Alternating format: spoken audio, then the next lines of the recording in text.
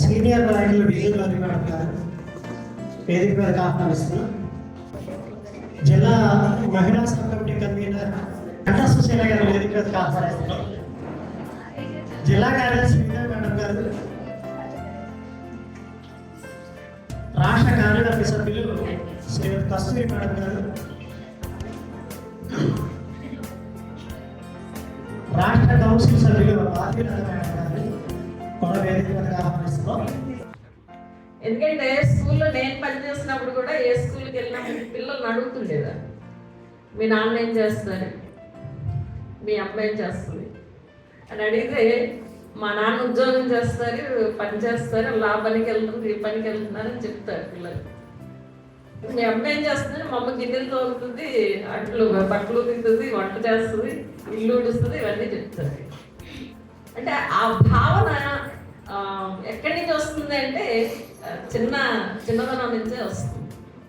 అంటే అమ్మ చేసేటటువంటి పనికి కూడా విలువ ఉంటుంది అనేటటువంటి అంశాన్ని మనం చాలా వాల్యుబుల్గా తీసుకెళ్లాల్సినటువంటి అవసరం సమాజంలో ఉంది. అది ఎక్కడి నుంచి వస్తుందంటే మాట మన ఇంటి నుంచి రావాలి, స్కూల్ నుంచి రావాలి. అంటే ఇప్పటికీ స్కూళ్ళల్లో ఆడపిల్లలు కబడ్డీ ఆడితే దెబ్బలు తగ్గుతారో మీరు కబడ్డీ ఆడకండి, ఖోఖో ఆడండి అని చెప్పుకో, అంతే కదా ఇప్పటికీ చెప్తున్నావు. అధ్యక్షులు పార్వతి మేడం గారికి, మన సీనియర్ నాయకురాలైనటువంటి విజయగౌరి మేడం గారికి, ఇంకా కేజీబీ మేడం గారికి, ఇంకా మన జిల్లా నాయకత్వం, మహిళా నాయకత్వానికి అండ్ మన జిల్లా నాయకత్వానికి, వేదిక ముందు ఉన్నటువంటి మహిళా మనులందరికీ ఈరోజు శుభాభివందనలు తెలియజేస్తున్నాను. అందరికీ మహిళా దినోత్సవ శుభాకాంక్షలు అండి. మన మహిళా దినోత్సవం మార్చి 8న అయిపోయినప్పటికీ అప్పటి నుంచి ఇప్పటి వరకు మనం ఆ మహిళా దినోత్సవ వేడుకలు జరుపుకుంటూనే వస్తున్నాం. కాబట్టి మనకి ఇంకా మహిళా దినోత్సవం అయిపోలేదు, ఈ రోజుతో అయిపోద్ది. కానీ ఈ చైతన్యం మాత్రం ఈ రోజుతో అయిపోకూడదు. ఇది ఇంత గొప్ప అవకాశం ఇచ్చిన మన యూటీఎఫ్కి ముందు ధన్యవాదాలు తెలియజేసుకున్నామండి. ఎక్కడా లేనంత గౌరవం మన యూటీఎఫ్లోనే మహిళకి దొరుకుతుందని ఈ సందర్భంగా నేను చెప్పగలను. ఎందుకంటే ఉపాధ్యాయుల సంక్షేమము, సామాజిక స్పృహ, మహిళల పట్ల గౌరవం ఉన్న సంఘం మనది. కాబట్టి ఈ అంచెంచెలుగా మహిళా దినోత్సవం జరుపుకోవాలని మనకి పిలుపునిచ్చింది. అందులో భాగంగానే మనం ఈరోజు ఇంత ఘనంగా ఈ వేడుకలు జరుపుకుంటున్నాం.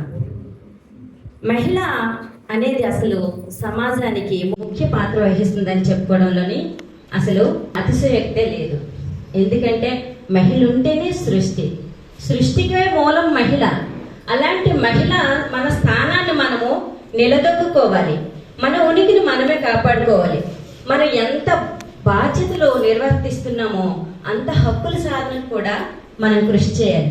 ఒక తల్లిగా, ఒక భార్యగా, అలాగే ఒక నాయకురాలిగా, ఒక గురువుగా అనేకమైనటువంటి బాధ్యతలు నిర్వహించి ఇటు కుటుంబంలోని అటు సమాజంలోని ముఖ్యమైన పాత్రను పోషించి ముందుకు నడిపిస్తున్నాం. అలాంటి మహిళకే మంచి అవకాశాలను ఇస్తే, సహకారాన్ని అందిస్తే ఇంకెంత అభివృద్ధి సాధిస్తాం. మనం అభివృద్ధి సాధిస్తున్నాం, కానీ మనం వెనక్కి లాగకూడదు. కొంచెం పుషప్ ఇచ్చినట్లయితే మన అభివృద్ధి అంటే ఇంకా సాధించి చూపుతాం. అది ముఖ్యంగా ఫస్ట్ కుటుంబంలో రావాలి. మన వెనక మన కుటుంబం ఉందనే ధైర్యంతో ముందుకు అడిగేస్తాం. అందరూ సమానం. అలాంటి పరిస్థితులు, అలాంటి దృష్టితో మహిళలు చూసినట్లయితే తనలో న్యూనతాభావం పోయి అభివృద్ధి పదం వైపు నడుస్తుంది. తనలో ఆత్మస్థైర్యం పెరుగుతుంది. నేను ఇది చేయగలను కాన్ఫిడెంట్ పెరుగుతుంది. నువ్వు చేసావులే, నువ్వేం చేస్తావు, నీకేం తెలుసు అని ఒక రకమైన న్యూనతాభావాన్ని తనలోనే అయిపోతుంది. మహిళా దినోత్సవం ముందు శ్రామిక మహిళల దినోత్సవంగా జరుపుకునేవాళ్ళు. తర్వాత ఒక మహిళ ఎలా ఉండొచ్చో అనేక దశల్లో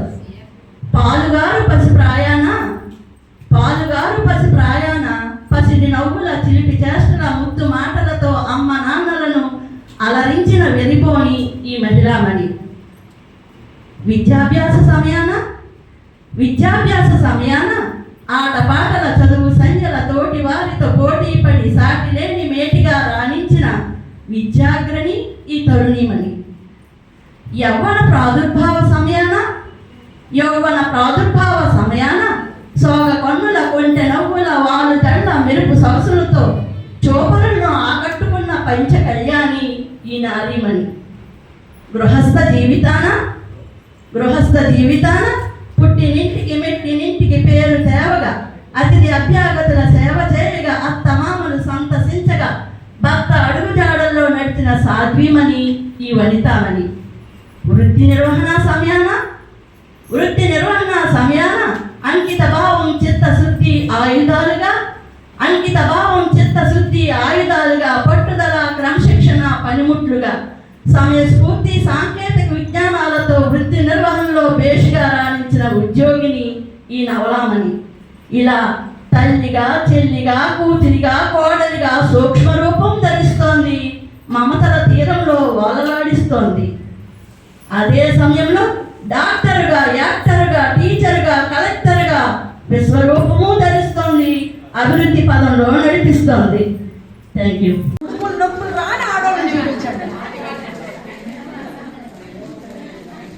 ఎందుకు డబల్? మనమంతా డబల్ చేయాలి. పోనీ ఇంటి దగ్గర 4 గంటలు లేచి అదంతా చేసుకొని వచ్చిన తర్వాత మనం ఎక్కడ వర్క్ చేస్తామో అక్కడ కూడా అద్భుతంగా రాణించేయాలి. అక్కడ కూడా ఏ కొసరు రాకూడదు. మళ్ళీ ఇంటికి వెళ్ళిన తర్వాత అంతే కష్టపడాలి.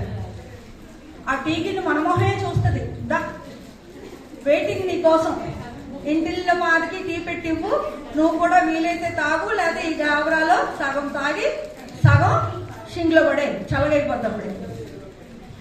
ఒక్క మార్పు రాని కారణంగా ఆడవాళ్ల శ్రమ సమానమైనది, ఆ శ్రమకి గౌరవం ఉంది. వాళ్ళు తెచ్చే నోట్లు కూడా పచ్చ నోట్లే.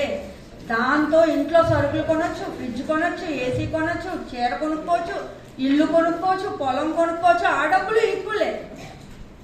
కాబట్టి వాళ్ళ శ్రమకి తగిన గౌరవం ఇద్దాము అని కుటుంబం, సమాజం భావించకపోవడం వల్ల ఏదైతే ఉద్యోగం వచ్చిందో ఆ ఉద్యోగం ఈరోజు మనం భరించలేని పేడ కింద మారిపోయింది. మీకు చెప్పేది, మీ చేతుల్లో డబ్బులు ఉన్నాయి. కుటుంబాల్లో మగవాళ్ళు అంత వేగంగా మారిపోతారు అనుకోకండి. అట్లీస్ట్ మీ ఆరోగ్యం కాపాడుకోవడానికైనా మీరు కొంత ఖర్చు పెట్టడానికి సిద్ధపడాలి. మీరు అర్జెంటుగా మిగిలిచేసి మేడలు కట్టేయాల్సిన పని ఏమీ లేదు. శుభ్రంగా 4-5 పనులను పెట్టుకోండి. అంతర్జాతీయ మహిళా దినోత్సవం సందర్భంగా చేయాల్సిన పని, నా ఫ్రెండ్ అది ఇంజనీర్, చాలా కష్టపడి చదువుకుంది, మా ఇద్దరం క్లాస్మేట్స్. అది నాకు ఇప్పుడు కూతురులాగా ఉంటుంది, నేను దానికి అమ్మలాగా ఉంటుంది. మా ఇద్దరం ఎక్కడికి వెళ్ళినా మీ అమ్మ వచ్చిందండి నీతో అంటే అది పకాలనవే నా ఫ్రెండ్, నా క్లాస్మేట్ అంటుంది.